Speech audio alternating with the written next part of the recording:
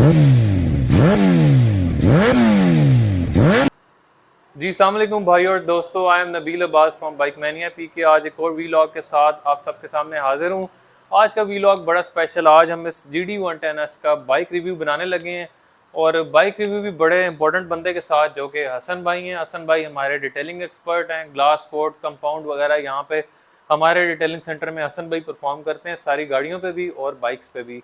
तो हसन भाई से कुछ सवाल जवाब करेंगे GD110S से रिलेटेड, क्योंकि सीबी की वीडियोस बहुत ज़्यादा मैं बना चुका हूँ यूट्यूब पे। अगर आप पूरी यूट्यूब खोलें तो अल्हम्दुलिल्लाह सबसे ज़्यादा वीडियोस आपको मेरी मिलेंगी। सीबी के इशूज़, उसकी मॉडिफिकेशन, उसकी जितनी भी डेकोरेशन है उससे रिलेटेड अल्हम्दुलिल्लाह हमने वीडियोस बनाई हैं। लेकिन मैंने सोचा GD, YBR, YBZ और जो GS150 है, इन बाइक्स के भी रिव्यूज़ बनाए जाएँ, मॉडिफिकेशन वीडियोस बनाए जाएँ और इनके इशूज़ को सामने लाया जाए। तो सबसे पहले हसन भाई से पूछते हैं कि जी इस बाइक का मेक, मॉडल और वेरिएंट कौन सा है। जी हसन भाई बताएं। जी, ये सुजुकी का GD110 है और ये 2022 मॉडल है। ठीक है। हाई प्राइसिंग की वजह से मैंने इसको बेहतर समझा कि 2022 मॉडल परचेज़ किया जाए। और ये मैंने परचेज़ इसलिए किया है क्योंकि इसकी जो साउंडलेस ड्राइव है और पावर है और फुल ऑप्शन है, इस वजह से मैंने ये बाइक तो ये बाइक आपको बाइक कितने का मिला था? ये मुझे मिला था 2,70,000 का। अच्छा, तो ये मॉडल कौन सा है ये बाइक? ये 2022 मॉडल है। अच्छा, तो आप इसको पेशावर से चला के लाए थे? जी, मैं पेशावर से तो इसको इनके चला के पास लाया। पहले जो बाइक है वो CD70 है। आप ये बताएं इसमें और उसमें आपको क्या फ़र्क महसूस हुआ इतनी लंबी राइड करते हुए? 160 किलोमीटर बनता है वाक एंड से लेके पेशावर, तो ये वहाँ से परचेज करके इस बाइक को चला के लाए थे? सबसे पहली तो इसकी पावर है, पावर इसमें अच्छी खासी है। दूसरे सेकंड जो चीज़ है वो इसकी कंफर्टेबल राइड है। अच्छा। और तीसरी जो जिस चीज़ में फ़र्क नहीं है वो इसकी फ्यूल इकॉनमी है। अच्छा। 70 की और इसकी पावर का काफ़ी सारा डिफरेंस होने के बावजूद इसमें फ्यूल इकॉनमी बहुत अच्छी है। अब ये व्यूवर्स देखें कि इतनी इंपॉर्टेंट बात है, जो लोग GD110 लेना चाह रहे हैं तो उनको फ्यूल एवरेज 70 वाली मिलती है और इसके साथ साथ जो पिक और पावर उनको मिलती है वो बड़े बाइक्स 100 सीसी वाले बाइक्स की मिलती है। एक और चीज़ बताएं कि आपने रिसेंटली कुछ पार्ट्स इसमें इंस्टॉल किए थे, तो CD70 के कौन कौन से पार्ट्स इस बाइक में इंस्टॉल हो जाते हैं? हाँ, इसमें काफ़ी सारे हो जाते हैं। एक ये चेन पॉकेट सेट है, वो तकरीबन सेम साइज़ में है और ब्रेक शू CD70 का। वगैरह भी हो जाता है ब्रेक इंस्टॉल? शू वगैरह वगैरह भी इसके इंस्टॉल हो जाते हैं। और अच्छा। काफ़ी सारी और चीज़ें हैं जो CD70 की इसमें अब इंस्टॉल जिन हो लोगों जाती को मसला होता है ना कि यार सुजुकी के पार्ट्स बहुत महंगे हैं, तो वो CD70 के पार्ट्स भी इस बाइक में, मेंटेनेंस पार्ट्स, इंस्टॉल कर सकते हैं। अब एक और चीज़ पूछते हैं, अब इस बाइक की करंट प्राइस क्या चल रही है ब्रांड न्यू? हैं। इस टाइम इसकी करंट प्राइस 3,52,000 चल रही है और अच्छा। नंबर वगैरह लगा के आपको मज़ीद थोड़ी सी कॉस्ट इसमें ऐड तकरीबन हो तीन जाती है। पचहत्तर तक ये बाइक, या 370 तक जा सकता है रजिस्ट्रेशन करके। और इसमें जो अवेलेबल कलर्स हैं हमारे पास 23-24 में, एक सिल्वर कलर हमारे पास नए मॉडल्स में आया था। इसके अलावा इसमें ब्लैक कलर है, ब्लू कलर है और रेड कलर हमारे पास अवेलेबल है मार्केट में। इसके अलावा अक्सर लोग कंफ्यूज हो जाते हैं कि GD और GD110S में क्या फ़र्क है, तो उसमें अलॉय व्हील्स का फ़र्क है ना। अलॉय व्हील्स का और तो मेरे ख्याल में ऐसा कोई डिफरेंस नहीं है कॉस्मेटिक्स में, जी। क्योंकि इसमें तो कोई डिस्क ब्रेक वाला सिस्टम होता नहीं जो GS या GS150 स्पेशल एडिशन में आया है। तो हसन भाई एक आखिरी बात बताएं, बल्कि दो चार और भी सवाल जवाब करते हैं, फिर इस बाइक का प्रॉपर रिव्यू स्टार्ट करते हैं कि इस बाइक पे कितनी स्पीड आप मार चुके हैं? इसकी जो मैंने टॉप स्पीड मारी है वो 85 की है। अच्छा, 85 तक गए हैं। सुना है मैंने बाइक 100 तक चले जाता है अगर आपका अच्छा ट्यून हुआ हुआ है, अच्छा मेंटेन हुआ हुआ है। तो एक और चीज़ बताएं हसन भाई कि इस बाइक के बाद अच्छा इस बाइक का इशू बताएं जो अभी तक आपको मसला आया, क्योंकि कई लोग ऐसे होते हैं जिनको नहीं पता होता कि इन बाइक्स में क्या क्या मसले होते हैं GD110 में जो लेना चाह रहे होते हैं। तो हमें एंड यूज़र से ही पता चलता है वो चीज़ कि यार प्रैक्टिकली यूज़ करते हुए ये मसाइल हैं इस बाइक में। तो हमें दो तीन इसके मसले बताएं जो आपको अभी तक फेस हुए हैं। इसमें सबसे पहला इशू ये है कि आप अगर पीछे कोई सामान वगैरह आपने रखा हुआ है या एक एक्स्ट्रा बंदा बैठा हुआ, तो ये नॉर्मल जो स्पीड ब्रेकर है ना उन पे लगता है। और वो भी सिटी राइड्स वाले स्पीड ब्रेकर्स में, आपका ऑफ रोडिंग या टूरिंग की बात नहीं कर रहा, ये बहुत बड़ा फैक्ट है। और जो दूसरा इशू है वो इसका गियर सख्त है, काफ़ी अच्छा। हार्ड इसमें लगता है। और गियर शिफ्टिंग में ना इसकी जो गियर रेशो है वो सेम CD70 वाली है। अच्छा, तो आपको बार बार गियर शिफ्ट करने पड़ते गियर होंगे। शिफ्ट करने और पड़ते हैं। गियर भी चार हैं, 5 गियर होते तो और बात थी। अब ये बड़ा इंपॉर्टेंट फैक्टर है उन लोगों के लिए जो GD110 परचेज करना चाहते हैं या जो लोग टूरिंग में यूज़ करना चाहते हैं, क्योंकि ग्राउंड क्लियरेंस इस बाइक का मेजर इशू है। उसका भी हल इंशाल्लाह आपको आने वाली वीडियो में बताऊंगा, क्योंकि हमने एक बाइक फुली मॉडिफाई की है टूरिंग से रिलेटेड, जिसमें डुअल पर्पस टायर्स इंस्टॉल किए हैं, JDR बॉक्स, एसेसरीज, LEDs वगैरह। तो उस वीलॉग में आपको स्टॉक वर्सेस मॉडिफाइड बाइक का मैं कंपैरिजन बताऊंगा। और इंशाल्लाह इस रिव्यू वीडियो के बाद एक और वीडियो आएगी आप लोगों के लिए, जिसमें आपको 10 इस बाइक की मेजर चीज़ें बताऊंगा जो कि अच्छी हैं, और 5-10 आपको बुरी चीज़ें भी बताऊंगा, ताकि आप उनको टेबल बनाएं, नोटिस करें इस बाइक को परचेज करते हुए। तो हसन भाई एक और चीज़ बताएं, तो अभी आप ये बाइक यही रखेंगे या इसको चेंज करके कोई YBR YBZ की तरफ जाएंगे? नहीं, मैं यही बाइक रखूँगा। अच्छा अच्छा अच्छा। इस बाइक में आपने अभी तक क्या खर्चा किया, मुझे थोड़ा सा ओवरऑल बता दें। वैसे तो देखने में स्टॉक बाइक है, लेकिन 3-4 चीज़ें इन्होंने भी इंस्टॉल करवाई हैं इस बाइक में। सबसे पहले तो मुझे ये सीट कवर बहुत पसंद आया था, ये अच्छा, seat mesh cover seat install cover. करवाया है जी।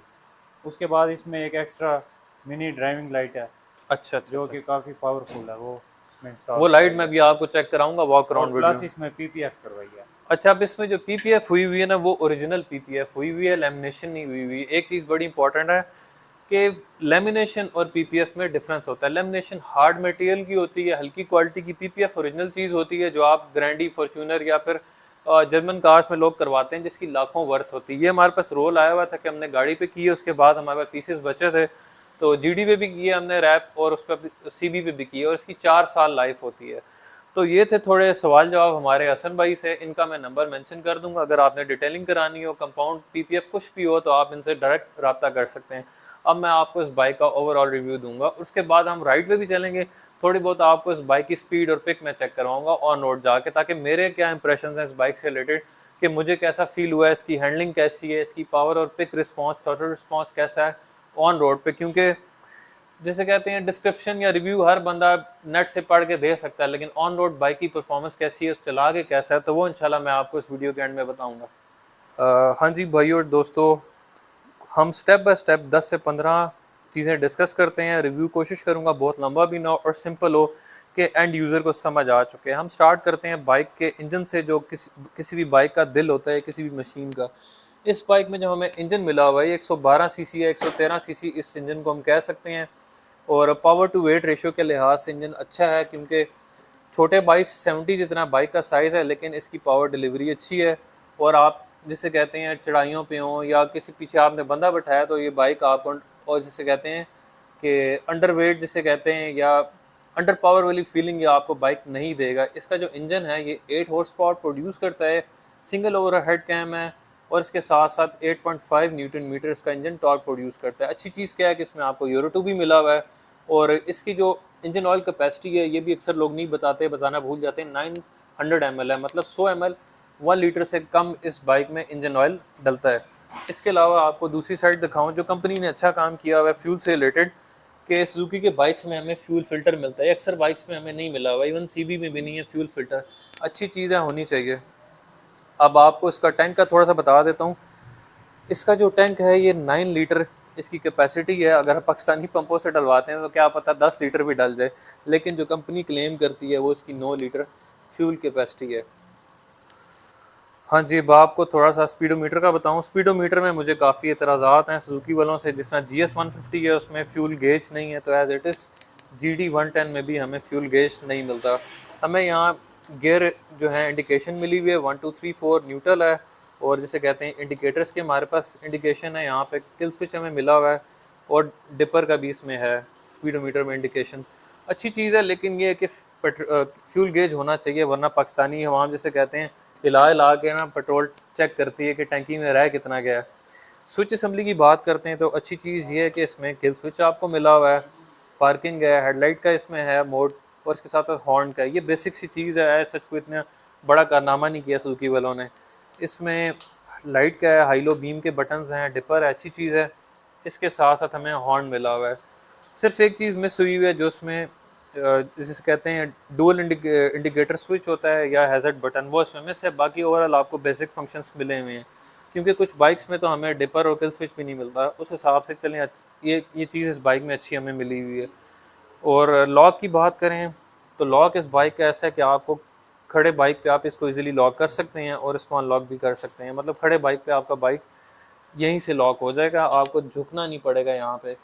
और अगर आप हेडलाइट की बात करें तो अच्छा, जो वाइज़र है ना इसका, ये बेसिकली सारे मॉडल्स में हमें ब्लैक मिला हुआ है। प्लेन वाइज़र है, और सारे हमें मॉडल्स में यही मिलता है, चाहे आप ब्लैक कलर लें, ब्लू लें, रेड कलर का बाइक लें, सब में आपको ब्लैक जिसे कहते हैं ट्रांसपेरेंट ब्लैक वाइज़र मिलता है। और हेडलाइट में हमें एक हेलोजन बल्ब मिलता है, इसके अलावा एक पार्किंग बल्ब होता है। हेडलाइट बहुत बेसिक सी है, इसमें कोई इतनी ख़ास इसकी रात को ना रेंज नहीं है, तो इस वजह से या तो लोगों को मिनी ड्राइविंग लाइट्स इंस्टॉल करवानी पड़ जाती हैं यहाँ पे, या फिर ये होता है कि जो हसन भाई ने जिस तरह किया हुआ है कि मेरी शॉप से लेके क्वाड प्रोजेक्शन में HG की बार लाइट इंस्टॉल की हुई है। ये लाइट खूबसूरत भी लगती है और एट अ टाइम आपको, जिसे कहते हैं कि चार चार आपको LEDs मिल जाती हैं रात के टाइम। इसका मैं आपको थोड़ा सा रिजल्ट भी चेक करा देता हूँ।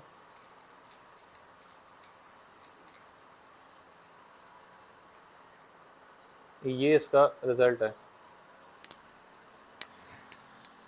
ये मैंने फ्लैशर मोड पे की हुई है और इसका रिजल्ट इतना है कि एटलीस्ट रात के टाइम आप राइड कर सकें और थोड़ी बहुत टूरिंग कर सकें। इसके अलावा अगर हम पीछे चलें तो जिन लोगों ने फैमिली बाइक के तौर पे राइड करना है इस बाइक को, तो वो टूरिंग के लिए भी यूज़ कर सकते हैं, फैमिली के लिए भी, क्योंकि इसमें आप बच्चा भी बिठा सकते हैं। इसका टैंक फ्लैट है, CB या YBR की तरह नहीं है, अच्छी चीज़ है। इसके अलावा सीट भी इसकी ऐसी कि इसमें आप फैमिली को बिठा सकते हैं, बहुत ऊंची सीट नहीं है कि हमारी जो पाकिस्तानी ख़वातीन है बैठ ना सकें। प्लस पॉइंट इसमें यह है कि इसमें कंपनी आपको कैरियर देती है, आपको आफ्टर मार्केट कैरियर नहीं परचेज करना पड़ता, और इस पर आप कोई भी जिसे कहते हैं JDR बॉक्स जो है इंस्टॉल करवा सकते हैं। 32 लीटर वाला जो छोटा JDR बॉक्स होता है वो सूटेबल है इसके साइज़ के मुताबिक, और आप इंस्टॉल करवा सकते हैं। और टेल लाइट है इसके साथ हमारे पास, टेल लाइट भी बहुत खूबसूरत है। अगर आप इंडिकेटर्स की बात करें तो फ्लेक्सिबल है, इतना जल्दी टूटते नहीं है। इसके अलावा जेन्युइन मड गार्ड है, इसकी भी क्वालिटी ठीक है, ये भी फ्लेक्सिबल है, इतना जल्दी नहीं टूटता, और इसमें भी हमें रिफ्लेक्टर मिल जाता है। अब मैं आपको थोड़े से इसके इंडिकेटर्स का जो है चेक करा दूं कि कैसा है रिज़ल्ट। इंडिकेटर की लाइट भी काफ़ी ब्राइट है और बाइक के लुक के हिसाब से इसे कहते हैं कंट्रास्ट भी करते हैं, थोड़े से बड़े लग रहे हैं लेकिन फिर भी इनका रिजल्ट अच्छा है। ये इसका राइट साइड का इंडिकेटर है और अच्छी ब्राइट रोशनी है यार, ये कि दिन के टाइम गाड़ियों वालों को नज़र भी आ जाएगी। हाँ जी, अब बारी आती है जी टायर्स की। तो टायर्स एक मेजर इशू भी है इस बाइक में। वैसे तो ट्यूबलेस टायर आते नहीं है, जो पिछला टायर है वो 275/17 का है, पैंथर कंपनी का टायर आता है, टूरिंग में यूज़ हो जाता है, लेकिन बहुत पतला टायर है। 70 वाली बाइक आपको पीछे से लुक देता है। और ग्राउंड क्लियरेंस का एक ये भी इंपॉर्टेंट फैक्टर है कि इसमें टायर बहुत छोटे और पतले लगे हुए हैं। तो होता क्या है कि जब इसमें कोई भारी बंदा बैठता है तो ये बाइक बैठ जाता है। इसकी शॉक्स बहुत नरम है, अक्सर लोग इसको शॉक्स को, एडजस्टेबल शॉक्स होती हैं, हार्ड नहीं करवाते ताकि कमर पे वरना दर्द निकल आता है लोगों को। लेकिन ये कि इसकी नुकसान ये होता है कि अगर आप इसमें 2 बंदे बैठे हों तो इसकी शॉक्स भी बैठ जाती हैं, और बाइक की ग्राउंड क्लियरेंस भी ऐसी है कि ये फिर सिटी राइड्स पे भी, जंप्स पे बाइक लगना शुरू हो जाता है। टूरिंग में तो आप सोचे भी ना कि 2 बंदों पे आप इस पर टूरिंग करें या ऑफ रोडिंग करें, सिंगल बंदे पे आप इस पर टूरिंग कर सकते हैं।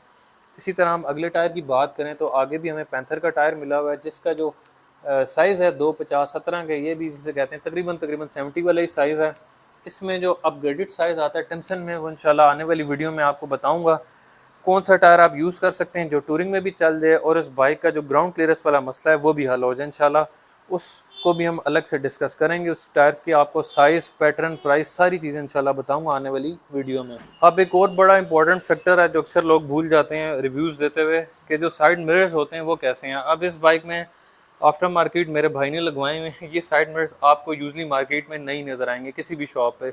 सीन ये था कि एक तो इसके लुक से मैच भी हो रहे थे और इनका जो एंगल है वो भी बहुत वाइड है। ये हसन भाई ने जुगाड़ ये लगाया कि हमारे पास एक भाई आए थे EV स्कूटी लेके, उस पर ये मिरर्स इंस्टॉल थे। हसन भाई गए हैं उनके शोरूम पे, उन्होंने कहा जी मेरे पास भी स्कूटी है, मुझे ये मिरर्स चाहिए और यही वाले चाहिए। तो बड़ी मुश्किल से लड़ लड़ के ना ये मिरर्स मिले थे, और सिर्फ 1200 रुपये के मिरर मिले हैं। जिन भाइयों के पास GD110 है वो ये वाले मिरर्स किसी भी अपने नियरेस्ट EV स्कूटर्स वाले शोरूम से परचेज़ कर सकते हैं, बहुत अच्छे मिरर्स हैं। इसके अलावा 2-4 और चीज़ें जो आपको बताते चलो इसी रिव्यू में, जो लोग नहीं बताते, इसके टापे में कोई लॉक नहीं है। इसका टापा कोई भी ऐसे खोल के यूँ चोरी कर सकता है, तो ये बहुत ही, इसे कहते हैं ना, गलत चीज़ है। हर बाइक्स में टापों की जगह पे लॉक भी होना चाहिए। हाँ जी, अब बात करते हैं फुटरेस्ट की। तो फुटरेस्ट में हमें पैनल मिला हुआ है, लेकिन ऐसे इसका कवर कोई नहीं है। इसमें हमें बेसिक किस्म के फुटरेस्ट मिले हुए हैं, और लेडीज़ यूज़ के लिए लोग फिर लंबे वाले कोबरा फुटरेस्ट इसमें इंस्टॉल करवा लेते हैं। सिलेंसर का भी आपको चेक कराता चलूँ, ये एग्जॉस्ट सिलेंसर है जिसमें हमें प्लेट मिली होती है। इस बाइक की आपको साउंड भी इंशाल्लाह वीडियो के एंड में चेक करवाऊंगा, फिर हम राइड पे जाएंगे। इसके अलावा यहाँ पे एक टूल किट की हमें स्पेस मिलती है, ये भी बाहर है, यहाँ पे भी ऐसा कोई लॉक नहीं है। अब अगर यहाँ पे देखें इसके पिछले टायर में और फ्रेम में तो अच्छा खासा गैप है, तो जिन भाइयों ने बड़ा टायर लगवाना हो तो वो इजीली इंस्टॉल करवा सकते हैं। तकरीबन 1.5-2 इंच का यहाँ पे गैप है, 2 इंच का यहाँ फ्रेम में भी गैप है। हाँ जी, अब एक बड़ा इंपॉर्टेंट पॉइंट है फ्यूल एवरेज से रिलेटेड। ये भी एक बड़ा मिथ है कि यार इस बाइक की एवरेज कितनी है, क्या 70 के बराबर है या YBR के बराबर है। तो जो मैंने अभी तक इंटरनेट पर रिव्यूज़ देखे हैं, लोगों से सुना है, तो लोग कहते हैं, क्लेम ये किया जाता है कि 40 से 45 इस बाइक की एक्चुअल फ्यूल एवरेज मिलती भी है, जो कि अच्छी चीज़ है बाइक के लिहाज से, इसके साइज़ के लिहाज से, क्योंकि काफ़ी कम्पैक्ट साइज़ है। कुछ हमारी जो फीमेल राइडर्स होती हैं जो स्कूटी परचेज़ करना चाहती हैं, तो स्कूटीज़ में भी हमें आफ्टर सेल सर्विसेज के इश्यूज़ आते हैं, मेंटेनेंस के इश्यूज़ आते हैं और पार्ट्स बहुत महंगे हैं। तो उनके लिए भी, जिसे कहते हैं GD110, अच्छा बाइक है, लाइट वेट है, पावरफुल बाइक है, थोड़े बहुत सस्ते भी हैं, तो वो उसको यूज़ कर सकती हैं। अब बात करते हैं इसकी शॉक्स की। शॉक्स जो हैं GD में, वो हमें एडजस्टेबल शॉक्स मिली हुई हैं, लेकिन लोग इनको नहीं छेड़ते क्योंकि इनकी जो स्टॉक फिटिंग होती है, जो स्टॉक लेवल होता है, वो काफ़ी सॉफ्ट हमें दिया जाता है, इसलिए लोग इनको नहीं हार्ड पे लेके आते। और इसके साथ साथ जो फ्रंट शॉक्स हैं, टेलीस्कोपिक शॉक्स हैं। और अगर आप इसकी पेंट क्वालिटी की बात करें तो नो डाउट इसकी पेंट क्वालिटी बहुत अच्छी है। ऐसा नहीं है कि आप इसमें PPF या रैप करवाएंगे तो उसका पेंट उतर जाएगा। इसका मतलब, जैसे कहते हैं, गाड़ियों वाला अच्छा पेंट हुआ हुआ है इस बाइक में। इवन आप इसकी बिल्ड क्वालिटी देखें तो यार आपको वाकई में महसूस होगा कि यार हमने जापानी मशीन ली है। और इसका आप ये gear lever, sorry brake lever देखें, यहाँ पे भी आपको रबर पैडिंग मिली हुई है। फुटरेस्ट देखें, एक एक चीज़ आपको इस बाइक में इस क्वालिटी की नज़र आएगी कि यार ऐसा नहीं लगेगा कहीं से भी कि यार चाइना का बाइक है, ये हल्की क्वालिटी का इसमें मटेरियल यूज़ हुआ हुआ है। अब हम आते हैं जी लेफ़्ट साइड पे। यहाँ पे हमें इसका मिलता है गियर लीवर। अगर आप इसकी ट्रांसमिशन की बात करें तो इसमें 4 स्पीड फॉरवर्ड गियर्स मिलते हैं, इसमें रिटर्न शिफ्ट हमें नहीं मिलता। और इसके साथ साथ अगर आप इसमें गियर लीवर का जो सिस्टम है ये देखें, तो ये जो पुश वाला होता है, ये ज़्यादातर हमें सुपर बाइक में मिलता है ये वाला सिस्टम। तो ये अच्छी चीज़ है, अच्छी क्वालिटी की आपको, जिसे कहते हैं, कंपनी ने चीज़ प्रोवाइड की हुई है। इसमें जो हमें चेन कवर मिला हुआ है, ये भी मेटल का मिला हुआ है। अक्सर बाइक्स में हमें चेन कवर भी प्लास्टिक का मिला होता है। तो क्वालिटी के लिहाज से आपको ये बाइक, जिसे कहते हैं, डिस्करेज नहीं करेगा। ऐसा नहीं है कि आप मायूस होंगे बाइक लेने के बाद, ऐसा नहीं है कि आपको लगेगा जिस तरह हल्की क्वालिटी की आपने मशीन ले ली है। सिर्फ एक चीज़ से आप थोड़ा सा मार खाएंगे, जो कि इसका साइज़ है। साइज़ में थोड़ा सा छोटा बाइक है, 70 के साथ खड़ा करेंगे तो आपको 19-20 का फ़र्क नज़र आएगा। मार्केट में इसका कंपेटिटर वैसे तो होंडा प्राइडर है, लेकिन उसका ऐसा उससे कोई मैच नहीं बनता, क्योंकि प्राइडर की और इसकी प्राइस में ज़मीन आसमान का फ़र्क है। वो तकरीबन 2,08,000 या 10 का है, और जो GD110S है वो तकरीबन 3,52,000 का भी ब्रांड न्यू आ रहा है। एक बहुत ही इंपॉर्टेंट चीज़ थी जो कि अक्सर लोग नहीं बताते या भूल जाते हैं, ब्रेक्स। अब इस बाइक में हमें ड्रम ब्रेक मिली हुई है, फ्रंट पे भी और रियर पे भी। एज सच इस बाइक का तकरीबन 108-109 kg वेट है, ड्राइव वेट। तो इसमें डिस्क ब्रेक की इतनी ज़रूरत नहीं पड़ती। इस वजह से इस बाइक में ड्रम ब्रेक्स भी कामयाब हैं, आपका गुजारा हो जाता है। अगर कोई लगवाना चाहे डिस्क ब्रेक तो लगवाई जा सकती हैं, लेकिन मेरा नहीं ख्याल इस बाइक में हमें डिस्क ब्रेक्स की ज़रूरत है। जो सबसे ज़रूरी चीज़ थी वो थी फ्यूल गेज। फ्यूल गेज इस बाइक में लाजमी होना चाहिए था। इसके साथ साथ टापे का लॉक होना चाहिए था, क्योंकि GS150 और GD के टापे बहुत जल्दी चोरे हो जाते हैं। इसके अलावा कोई भी बंदा आपकी बैटरी निकाल सकता है, बाइक के साथ छेड़खानी कर सकता है। हाँ जी, ये था इस बाइक का एक ओवरऑल रिव्यू। बहुत ज़्यादा इन डेप्थ में मैं नहीं जाऊँगा, क्योंकि वीडियो फिर बहुत लंबी हो जाती है। मेरी कोशिश थी एंड यूज़र के लिए वीडियो को थोड़ा सिंपल बनाया जाए। अभी आपको इस बाइक की मैं साउंड टेस्ट करवाता हूँ, उसके बाद हम राइड पे चलते हैं और आपको इसकी थोड़ी सी स्पीड और गियर रेशियोज़ के बारे में बताता हूँ, और मेरे इनिशियल इंप्रेशंस क्या हैं इस बाइक के बारे में राइड करने के बाद। तो अभी हमने किल स्विच ऑन किया है, चाबी से इसको न्यूट्रल पे किया है, और अभी हमने स्टार्ट किया है, और ये इसकी रॉ साउंड है।